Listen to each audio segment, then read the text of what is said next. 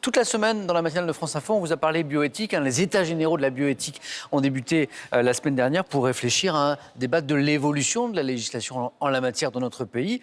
Avec Julie Poirier. Bonjour Julie. Bonjour, on a évoqué tous les thèmes principaux qui sont abordés lors de ces états généraux. Aujourd'hui, Julie, en ce vendredi, on va parler de ciseaux génétiques et de modification des embryons. Exactement. Alors attention, là on part dans la fiction, hein, Samuel, qui est pourtant devenu réalité. Exactement. Vous allez le voir, on va tout d'abord vous présenter ce que sont les ciseaux génétiques qui sont appelés CRISPR-Cas9.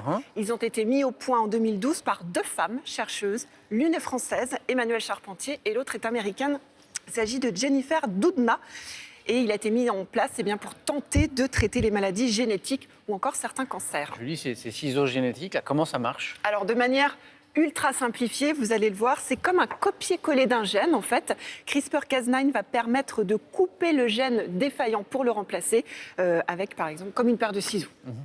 Donc, c'est une avancée scientifique, hein, révolutionnaire, on est bien d'accord. On voit bien qu'il y a un véritable espoir là, mais vous nous l'avez dit, il y a débat. Pourquoi il y a débat? Alors parce qu'à l'époque, quand on l'a mis au point, c'était vraiment pour traiter certaines maladies génétiques. Et puis depuis 2015, cette technique est testée sur des embryons humains. Je ne sais pas si vous vous rappelez, ça avait fait un tollé, c'était en Chine. Et c'était la toute première fois qu'on testait ce genre de technique sur les embryons humains. Et depuis, l'année dernière, en 2013, une équipe de chercheurs aux États-Unis a réussi à corriger des malformations cardiaques sur un embryon humain. Ça veut dire que c'est possible maintenant. L'an dernier, c'était bien 2017, pas 2013, mais on a bien compris. Bon, c'est quand même incroyable. Concrètement, comment ça fonctionne? Alors, le principe, regardez bien, ça va se passer sur votre écran.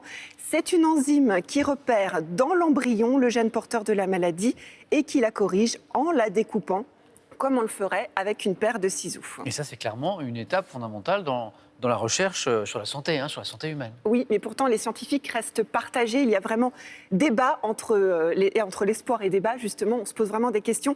Parce que si la base des recherches, on l'a dit, de remplacer les gènes défectueux pour traiter des maladies, certains y voient là une forme de dérive qui pourrait nous conduire à l'eugénisme. Et ces dérives qu'on évoque là, quelles sont-elles? Alors certains craignent tout simplement que ces techniques qui ne servent pas uniquement à traiter les maladies héréditaires, mais qu'elles soient utilisées pour créer des bébés parfaits. Oui, puisqu'on cherche... c'est la tentation de l'eugénisme. Exactement. Avec cela, vous pourriez très bien changer la couleur de cheveux, choisir la couleur des yeux.